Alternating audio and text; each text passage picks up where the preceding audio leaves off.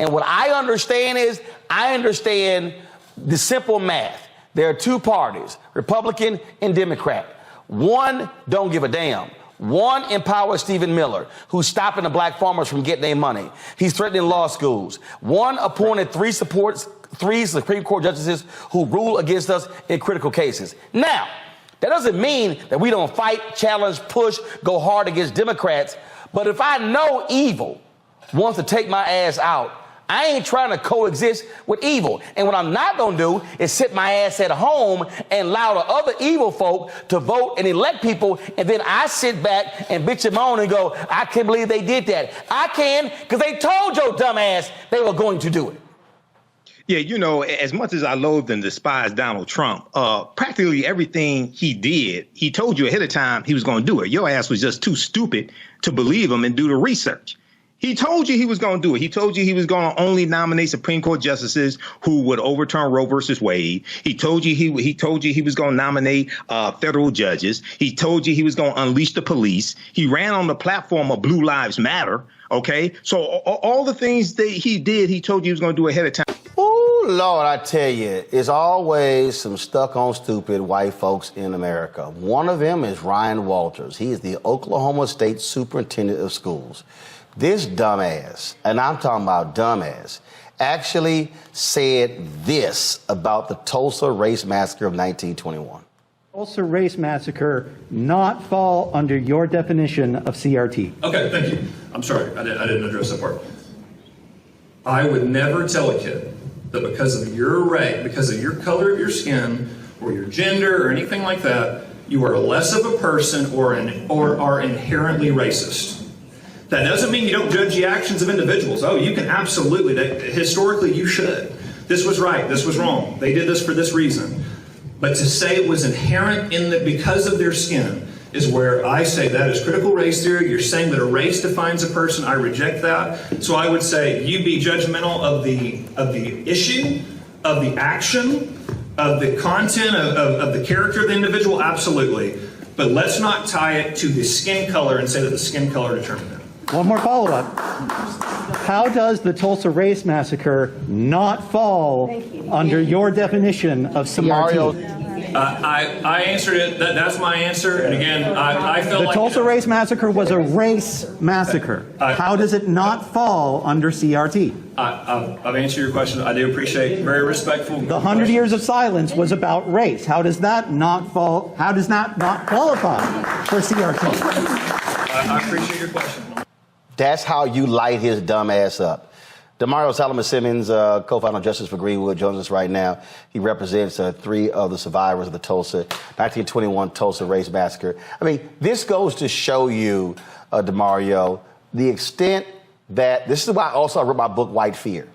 They're white folks like this guy who want to act as if, yeah, let's discuss the Tulsa Race Massacre, but let's leave race out of it. And this fool is over all schools in Oklahoma. Yes, sir. Roland, good to see you. First, I want to say congratulations to your 1 million subscribers on YouTube. Very proud of you for that. Appreciate it. And Roland, listen, you're right. This guy he's the Oklahoma Secretary of Education, the superintendent for all schools. And people like Ryan Walters, this is what he said. It's so absurd, ridiculous, it's ahistorical.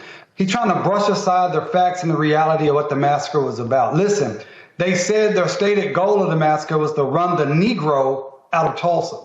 When they bombed and burnt down 40 square blocks, as this picture shows right here, it was for all of the 10 to 12,000 black people that lived in Greenwood. After the massacre, listen, look at the postcard. Running the Negro out of Tulsa. I'm not making this up. And then in the newspapers days after, then the city of Tulsa government and the Tulsa County government, they said we want to make sure that we police these Negroes more aggressively so quote unquote nigger town does not rise up again.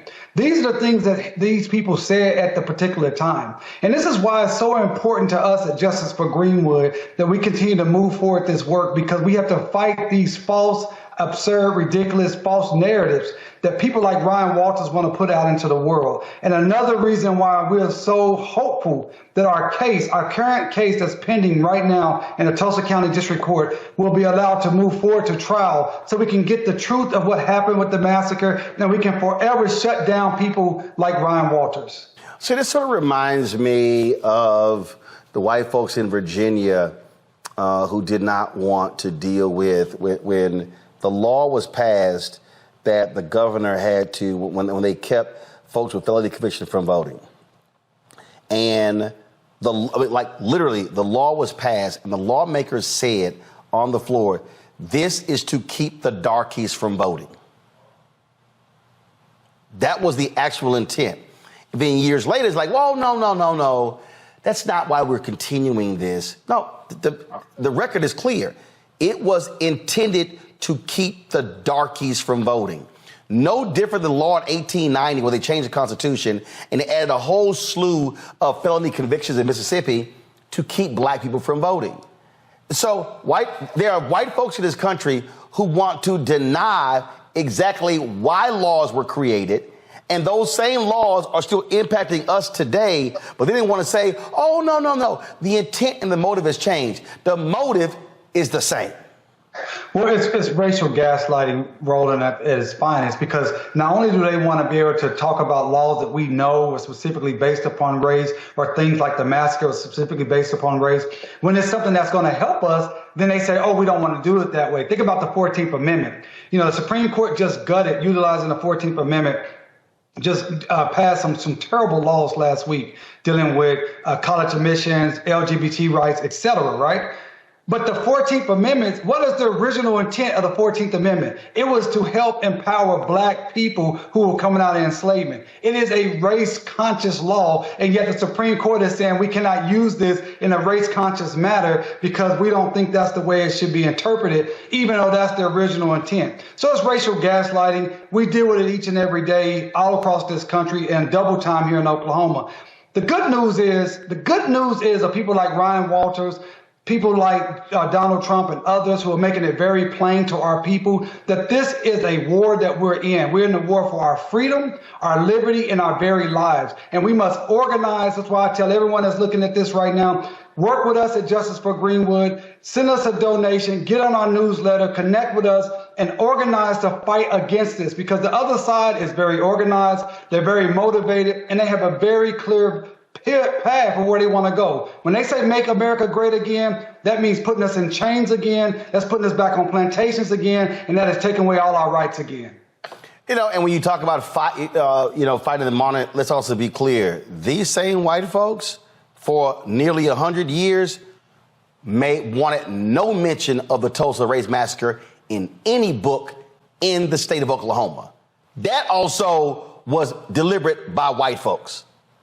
Deliberate specifically, and the continuing harm is because of race-based. It's all about racism. It's all about power. They want to continue to subjugate our ability to be free, independent, wealthy, healthy individuals and communities in this nation. And the Tulsa Race Massacre and Greenwood and Black Wall Street was the greatest example of black wealth, black excellence, black education, black health. And they destroyed that specifically, and they wanted to keep that story hidden from the history books because they don't want us to take our lessons and our cues and our inspiration from Greenwood. But the deal is this, Roland, that Justice for Greenwood and people like you, we're still fighting, we're still organizing, and we're meeting this threat head on. We say to Ryan Walters, I put out a statement today here in Oklahoma, and I'm saying it on your airways. Ryan Walters, we will continue to talk about the massacre. We will continue to fight for reparations for the massacre. We'll continue to fight for truth, justice, and equity for our 3 living survivors and all of the descendants throughout this entire country. There's nothing that Ryan Walters can say that will stop us from fighting until we get the justice and reparations that we absolutely deserve. And what also is needed, we need more white folks like the one who was questioning him doing that, where it's not just black folks having to do all the work. That's true allyship. You know, that white person who showed up, that was a Republican, Cleveland County Republican meeting. So that means someone had to go out of their way, go to that meeting, which was in a library in Norman, Oklahoma, sit on the front row and specifically say, I'm going to challenge you. I'm going to challenge you firsthand, right on hand. And I'm going to say that's not an easy thing to do here in Oklahoma, because Oklahoma is a right-wing, deep red, Republican MAGA state. So we need those type of allies that will stand forward and be out on the front lines and will provide us the necessary power that they bring us with their white bodies. If a black person was maybe making those same questions at that location in Norman, Oklahoma, the police probably would have been called, no doubt. This is also why, Damario, why we have to show up at events like that. And I say this all the time. The elections are the end of one process at the beginning of another. You're there in a red state. Ryan Walters has pissed off Republicans for being stupid. Yes. I mean, even they have said, he a dumbass. They've stripped him of his powers. But this is the kind of stuff where I'm saying we got to show up at town halls, at events like that, to challenge these folks, had a camera rolling, and to force them to answer, to show how stupid they are. I totally agree, Roland. And we have to have the courage that the black men and women of Greenwood had when they showed up at that courthouse in 1921, when the white power structure wanted to lynch Dick Roland downtown Tulsa. You had about 100 of the most prominent, wealthiest, most educated black men in the entire country that put everything on the line because they had the courage and the love of Dick Roland to show up and say, you're not going to do this in our community. And that's what it takes. You have to sacrifice sometimes your time. You got to sacrifice your comfort to go show up and be strong in the face of adversity. That's what the legacy of Greenwood is about. It is not just about the massacre and the destruction, but it is a legacy of power. It's a legacy of education. It's a legacy of wealth. It's a legacy of showing up for one another. And that's what we have to do in this moment as a community throughout this nation. We have to show up for one another. We have to organize together. We have to get money, put our money together and fight these people as hard and as fast and as powerful as we possibly can. All right. Absolutely. Damario Solomon-Simmons, I appreciate it, brother. Thanks a lot. Roland, always good to see you. Peace, brother. Holla. Kelly, again, this is, I'm trying to get our people to understand that we are in the middle of a war. Not a battle, of a war. These people, first of all, we know it's been going on, but the election of Barack Obama really heightened this whole deal. But I still contend it was the death of George Floyd that caused many of these racists to go, oh shit. And it wasn't because of us. They freaked out when they saw young white kids out in the streets protesting. They freaked out when they saw them inside of offices demanding change as well. So this attack, if you will, this attack on anything black, anything dealing with DEI, anything dealing with race, it absolutely is because it's white fear. They are scared to death of losing power. Because at the end of the day, Roland, I feel like that's all they have. They don't have the numbers. They don't necessarily have the influence. They absolutely do not have logic on their side. All they have is a power that they stole for centuries that they're trying to maintain and keep. And when you have a generation that, frankly, in my opinion, is probably the freest generation on record as far as thought, as far as movement, as far as culture is concerned. Yeah, you're right. They are scared because it's like, oh, wait, we didn't teach this generation how to be as racist as we are. We didn't teach this generation how to be as bigoted. And we kind of can't anymore because it's out the bar now. You know, it's out the door. So they are doing everything they can in their power to, you know, rewind the clock a little bit by way of these policies, by way of this rhetoric, by way of this superintendent thinking that he can get away with saying that the Tulsa Race Massacre wasn't about race. It's like if you say it enough times, maybe it'll be true. And I feel like that's the logic that they're trying to perpetuate. And it's frankly not going to work as effectively as they think it is, because this generation is so smart, is so free, is so cultured outside of Eurocentricity, outside of the whiteness that my generation and generations prior are used to. Matt, again, when we start looking at, what is happening here, a lot of people were blowing off the attacks against critical race theory. But they were very clear. Christopher Rufo made it clear. They were trying to lump anything dealing with race under that banner to stoke white fear. How did Glenn Youngkin win in Virginia? Because white turnout increased. That's how he won. What they understand is, to Kelly's point, we look at the numbers. If they can stoke white fear, and if they could see, this last election was supposed to be the first time in American history that the total electorate of white voters fell under 70%. In Virginia, it was around 74. In the 2020 election, same thing, was above 70. And so they understand when you start dropping below 70% of the total electorate being white, then you are hitting that, you're moving towards that nation becoming a majority of people of color. That is what's freaking them out. And so they are trying to find every racial button to push in order to keep that white fear machine going.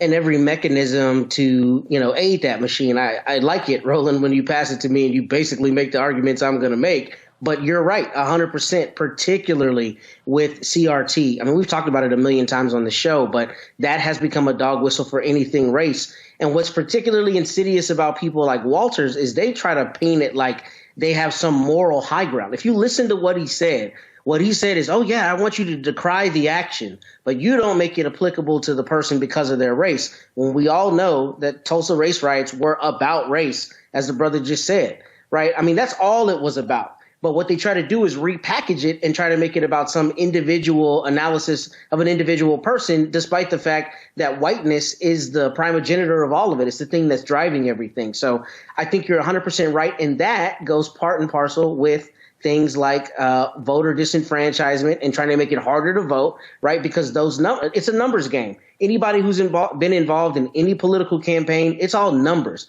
It's all where you're going to get the biggest turnout on your boxes, what's the best precinct, all that stuff is all numbers. So it's all metrics, and it's all a matter of decreasing the numbers of us participating and increasing relatively the numbers of them participating as the overall number dwindles. So I think you're exactly right in your analysis. This right here, Michael, is why I spend so much time trying to explain to black people, don't get caught up in dumb shit. don't get caught up in these silly arguments and these silly debates, things along those lines. I mean, here's a perfect example. And I had to sit here and so you take Breonna Joy Gray. She tweeted this nonsense earlier. Endorsing Joe Biden now is a betrayal of progressive interest. It was true of Bernie Sanders' endorsement and is true of AOC. Most Democrats don't want Biden to run. Bernie and AOC are tragically out of step with the movement and the moment. Well, first of all, most people don't want to run because he's too old, but he's running. So I responded to her. And I said, oh, please, that's utter BS. You must enjoy losing. The moment Biden won in 2020, we knew he was running for re-election. This ain't The Sims. It's reality. Bernie Sanders knows it, too. This is the rationale that led to Trump winning and getting 3 SCOTUS picks. She then goes, people like Roland Martin will try to guilt and shame you into selling your vote cheap. The corporate Democratic Party cannot exist without your cooperation. It's your right to stop cooperating, demand more. And then, of course, I couldn't leave it there. So I had to respond to that foolishness And I said, nah, Brianna, I'm not stuck on stupid. I'm in Virginia. I saw white turnout increase to elect Youngkin. I saw what happened when CRT was bullshit and used to drive white fear. You have taken L's in elections because you desire the perfect. I understand power. Losers have none. The thing that we have to understand, that we have to keep saying to black people, Michael, all across this country, and I don't care whether your ass call yourself a Freedman, FBA, B1, ADOS, whatever the hell, the folk on the other side don't give a damn what letter you use. You can holler Freedman, FBA, B1, ADOS, you can call yourself whatever the hell. Their whole deal is to keep your ass in your place. And what I understand is, I understand the simple math. There are two parties, Republican and Democrat. One don't give a damn. One empowers Stephen Miller, who's stopping the black farmers from getting their money. He's threatening law schools. One appointed three Supreme Court justices who rule against us in critical cases. Now, that doesn't mean that we don't fight, challenge, push, go hard against Democrats. But if I know evil wants to take my ass out, I ain't trying to coexist with evil. And what I'm not going to do is sit my ass at home and allow the other evil folk to vote and elect people. And then I sit back and bitch and moan and go, I can't believe they did that. I can, because they told your dumb ass they were going to do it. Yeah, you know, as much as I loathe and despise Donald Trump, practically everything he did, he told you ahead of time he was going to do it. Your ass was just too stupid to believe him and do the research. He told you he was going to do it. He told you he was going to only nominate Supreme Court justices who would overturn Roe versus Wade. He told you he told you he was going to nominate federal judges. He told you he was going to unleash the police. He ran on the platform of Blue Lives Matter. OK, so all the things that he did, he told you he was going to do ahead of time. But people like that, see, now this is one of the problems with the 2016 presidential election. You had a lot of these woke ass progressives out here. People like Dr. Eddie Glaude on MSNBC, who sat his ass on MSNBC and told people don't vote for president. In 2016, he said vote for everything except president. My TV One show and said it, and I was like, nah, bro, I ain't feeling that. Yeah. But then he found out fat meat is greasy. I don't know why they still have him on MSNBC. Now on Deadline White House, on Nicole Wiles's show, he said he apologized, for saying that. This was maybe a year or two ago. He said he had too much faith in white people. Wait a second. You got a PhD and you're that ignorant not to see this domestic terrorist threat coming named Donald Trump, who ran on the platform of law and order, which was a throwback to Richard Nixon in 1968, who ran on the platform of law and order, which means protect white people and lock up African Americans. But the person that you tweeted with, I don't go back and forth with people like this. This is what I do. I drop this on them. Proper documentation ends all conversation. Read fact sheet. The Biden-Harris administration advances equity and opportunity for black Americans and communities across the country. That's at whitehouse.gov. It's about 36 pages. It breaks down how the policies of the Biden-Harris administration are helping and benefiting the African American community. Now, you compare that to what Republicans are doing. You compare that to what independents are proposing. This is stuff that's actually happening or they are working on. So we have to understand you're not going to find perfect candidates, just like you don't have perfect constituents. And this is one of the problems with a lot of these people who are so idealistic, don't understand history, never read the U.S. Constitution, and sit up here. If they can't find somebody that's perfect, then they're not going to vote. One of the most important things I learned from the 2016 presidential election is how much BS white people would take to achieve their goal. For many people who voted for Trump, he wasn't their first, second, third, fourth, or fifth candidate. OK, he wasn't their first, second, third, fourth, or fifth choice. But they said this is about the Supreme Court. They said this is about controlling the federal bench. They said this is about overturning Roe versus Wade. They saw him as a means to an end. OK, they were willing to hold their nose and use him as a tool to accomplish what they wanted. We have to do the same thing. I'm neither Democrat nor Republican, but I sure as hell ain't stupid. We need to understand how to use politicians and the Democratic Party as a tool to accomplish what we want. And that has to be by mastering history, economics, law, and politics. Well, and Michael, I know you wanted to talk about your class. I also want to have you on my radio show Sunday to talk about it also. But do you have a couple seconds on that? Oh, I'll come on your show. All right, everybody, this Saturday, July 1st, 2023, 2 p.m. to 4 p.m. Eastern Standard Time. Join me for my new 12-week online course, Ancient Kemet, the Moors and the Ma'afa, understanding the transatlantic slave trade, what they didn't teach you in school. Visit my website, AfricanHistoryNetwork.com, AfricanHistoryNetwork.com. Register there. We deal with thousands of years of history and what leads up to the transatlantic slave trade taking place. It's a very visual presentation. You will never see history the same way again. All right. Thank you so much, Michael. Thank you. You got to understand you got to go back and look what happened after the Civil War ends, and look at 1868 when Florida writes their state constitution, and they write into the state constitution felony disenfranchisement laws. Okay, we see this starting in Florida. So if you were convicted of a felony in 1868, you would lose your right to vote for life. They were targeting African Americans. African Americans were 48% of the population in the state of Florida in 1868 as a result of slavery. Florida is a former Confederate state. Okay, they took up arms, committed treason against the U.S. government based upon Article 3, Section 3 of the U.S. Constitution. And after slavery ended, they wanted to arrest African-American political power. They said they did this to prevent a Negro legislature. So they expanded the number of crimes that were classified as a felony, and they targeted crimes that they felt were that would target African-Americans, and this worked. So in 2018 in Florida, when you had activists like Desmond Meade and others who put on the ballot to restore voting rights to over 1 million former felons, it got something like 66% of the vote. It was overwhelmingly supported. Well, the Republican-controlled state legislature then comes back, and they amended, and they said you have to pay all of your fines and fees and things like this to get your voting rights back. Then Ron DeSantis, what he does, he creates this Gestapo voter fraud law enforcement a group of officers to then go arrest people who were sent their voter registrations in the card in the mail and told that they can vote, ex-offenders. This is to scare people and target and arrest the political power of African Americans in Florida. So this is a continuation of what we saw during Reconstruction. Okay, so when you have a better understanding of this type of history, your understanding of politics is directly related to your understanding of history. A people's history and culture teaches them how to deal with the problems of the past, in the present, and the future to meet the needs of the community. So these are things that I teach in my online history class. I haven't talked about it yet today, but visit my website, theafricanhistorynetwork.com, theafricanhistorynetwork.com.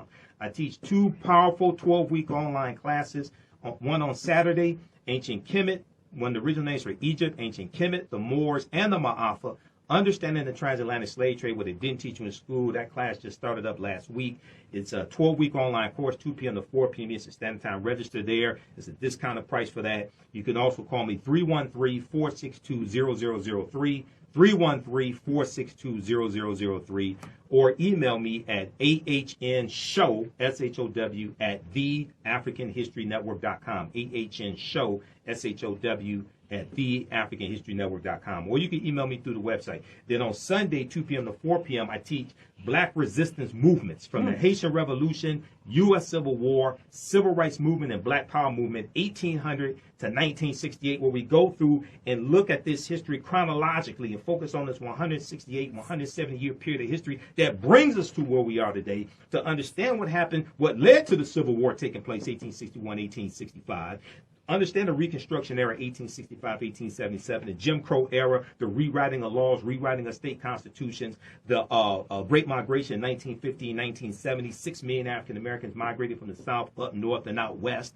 and then it was totally changed this country, World War I, World War II, Civil Rights Movement, and Black Power Movement, to understand how we got to where we are today, to understand where we need to go from here. So visit our website, theafricanhistorynetwork.com.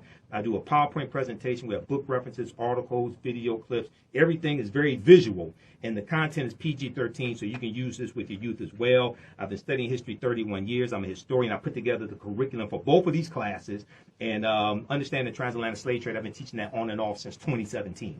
And also email us, because I'll respond to all emails. We'll get you registered today, AHN show, SHOW, at the AfricanHistoryNetwork.com, AHN show, SHOW at theAfricanHistoryNetwork.com. And when you go to my website, we have video clips like previews of the class. You've never seen anything like this before. The amount of history that we deal with, there's about 80 to 100 articles that we deal with in the first class. In the first class I teach, there's 7 books that we reference. We show you that you don't have to buy any of these books. We show you the excerpts that we're talking about on the screen. And we deal with thousands of years of history and what leads up to the transatlantic slave trade taking place. We go back 50,000 years ago. Deal with the African presence in the Americas going back 50,000 years ago. This will lead up to the trade, not. Oh, absolutely. You have to understand that you can't start in 1441. Right. You got to deal with the 800-year occupation of Europe by the Africans known as the Moors that lead to Christopher Columbus setting sail August 3rd, 1492 on the Nina, the Pinta, and the Santa Maria. You have to deal with December 6, 1492 when he comes across the island of Hispaniola, or what the Taino call Quetzalcoatl, which means mother of the earth. He called it La Isla Española, the Spanish island. We know the western third of it is going to be the colony of Santo Domingo. The French take over the colony of Santo Domingo in 1697 from the Spanish and call it Saint Dominique. But those Africans, they are going to call it Haiti and have and they're going to have a slave revolt in 1791, and that leads to the Louisiana Purchase of 1803. This is why we start the class in 1800 and we start with the Haitian Revolution and the Louisiana Purchase of 1803, because those two events are related. France sells 828,000 square miles of land for less than 3 cents an acre for a total of $15 million to the U.S. because Napoleon Bonaparte was getting his behind kicked by those Africans in Haiti, and France was going almost bankrupt. So they sell this land to the U.S. so they could raise money to keep fighting the Haitians. This is how and this doubles the territory of the U.S. at the time, the Louisiana Purchase of 1803. So my question is that why Haiti is being still punished? They're being punished because they overthrew their oppressors. They didn't defeat just the French. They defeated the Spanish and the British as well, who were allies of the French. And one of the ways they did it is they reclaimed their African spirituality, which they call Vodou, which Europeans call voodoo. Get out of here. Well, don't go anywhere. I didn't mean that. I didn't mean that. Stevie and I, along with Michael, will be back right here on 910 AM Super Radio Station.